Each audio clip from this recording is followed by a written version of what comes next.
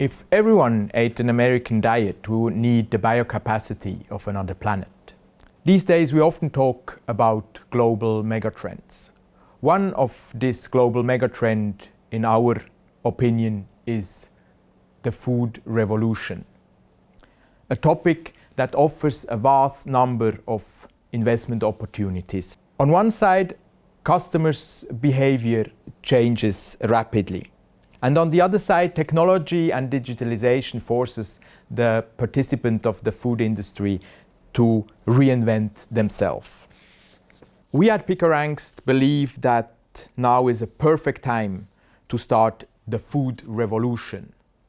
That's why we're very proud to welcome Elad Ben-Am. Welcome, Elad, in our team.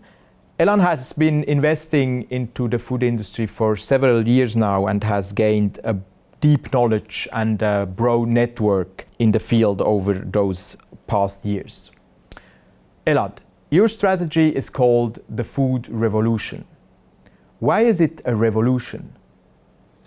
I think the quote you mentioned at the beginning with the biocapacity of planet Earth is summarizing the problem quite nicely. If we look at the agri-food system, we're looking at a highly inefficient system. It's a system that generates around 10% of global GDP, and in order to produce those 10%, we're producing some 26% of emissions and have half of the habitable land occupied.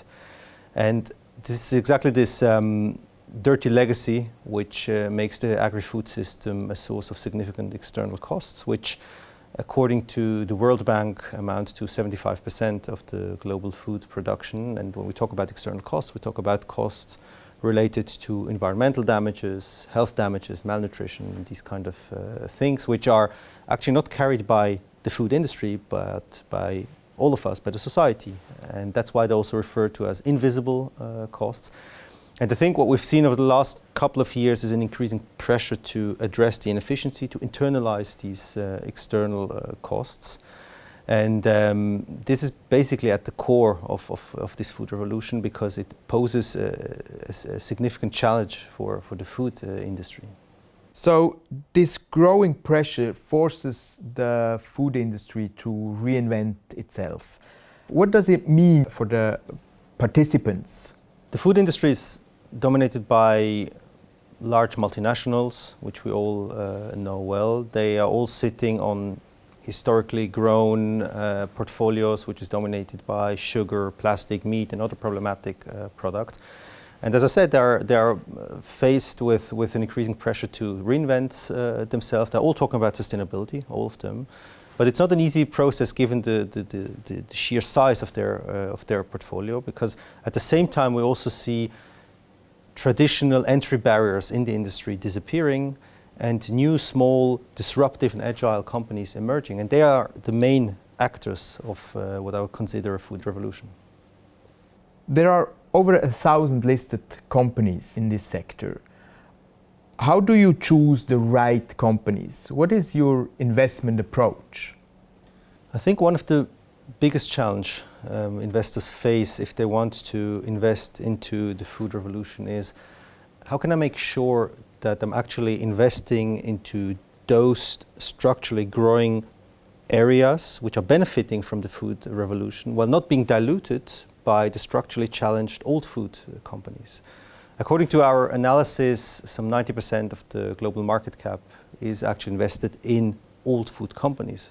So basically, if you really want to have exposure to the food revolution, to the structurally growing part of the food industry, you have to take an active approach. You really have to go into small mid-cap, and you have to invest globally. And we have structured our investment approach along 6 sub-themes, which are addressing the inefficiency of the food industry, and which are going to see significant growth in the years to come. And if we basically focus only on those areas, we end up with some 230 listed companies worldwide, out of which we construct our portfolio of 40 to 50 companies. And while the food industry is a GDP minus type of industry at best, we are clearly seeing significantly higher growth rates in those areas we're investing in. So the changing ecosystem of the food industry is not a completely new topic to our investors. Why do you think that now is the right time to go ahead and start investing into the food industry? That's correct. The food revolution has not started yesterday and will not end tomorrow. It's a multi-year process. It's a process which is gaining a lot of traction recently, not only when it comes to public awareness, but also to investors' behavior. And I think one way to illustrate that is actually looking at venture capital activity. And if we, for example, look at the agtech, food tech, venture capital deal volumes, we see it has grown eightfold over the past 7 years, which is already a very positive indicator for the technological innovation in the food industry. And what we can also learn from other industry is that an increasing VC activity will eventually result in a higher level of exits, IPOs, etc. This again will increase the investable universe, will push up valuations and attract new money. And looking at this, I think we are still at the very early stage of this development.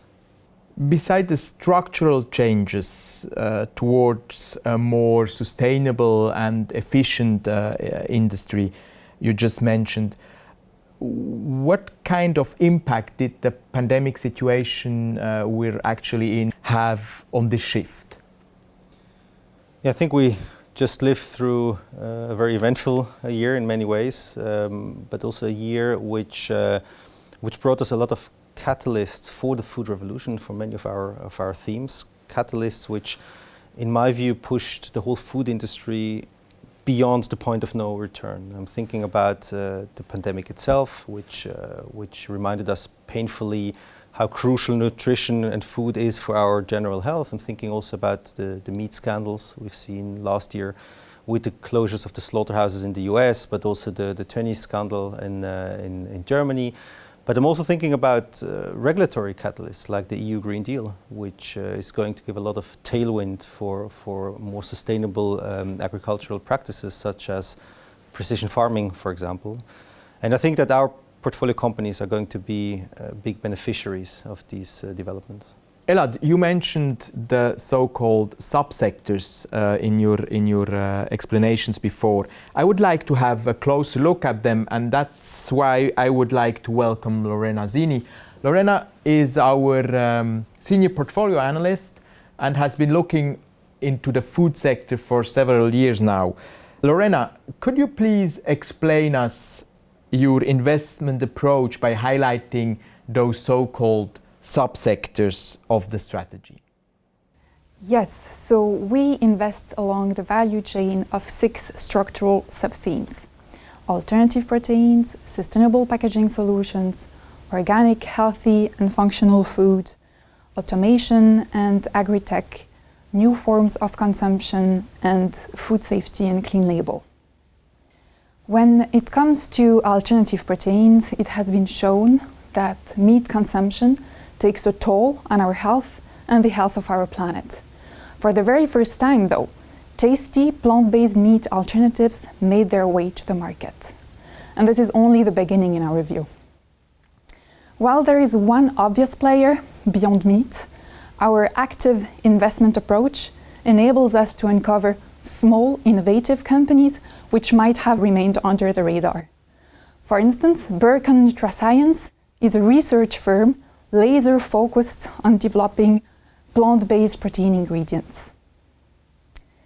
To illustrate our focus on the sustainable packaging solution theme, food packaging captures 60% of single-use plastic. Brand owners are not only expected to take responsibility for their products, but also for their packaging. Organic, healthy and functional food, the link between food and health is no secret anymore. We see innovative, minimally processed and better-for-you products disrupting large established brands. New forms of consumption. This is mostly about the digitalization of food retail. While online food penetration more than doubled since the beginning of the pandemic, it is still extremely low in comparison to other industries. Automation and agri-tech. This one is about producing more with less As Elad mentioned before, our food system is highly inefficient. We use 1/3 of the global workforce and 50% of habitable land. And expectations are that we'll need to produce 50% more food by 2050. So we need technology and data to improve, optimize productivity and efficiency of our food system. And finally, food safety and clean label. A key principle there is that food should only be made of ingredients which are understandable and recognizable by the consumers. Thank you very much, Lorena, for these explanations regarding your active investment approach. Now, Elad, back to you. Time to wrap up the whole subject. What is your key take-home message for our investors? I think the key message is that we are in the middle of a true food revolution, which in my view has clearly passed the point of no return. And like every revolution, it's producing a lot of losers, but also a lot of winners, and therefore is also providing tremendous investment opportunities. And I think that with our approach, we're not only investing into what I would consider one of the most interesting investment themes for the years to come, but we're also having an impact in this structural shift towards a more sustainable and efficient agri-food system. Thank you very much, Elad, for sharing your thoughts on this interesting topic with us. Thank you for your interest, and please don't hesitate to contact us for any further information or visit us on picardangst.ch for upcoming updates.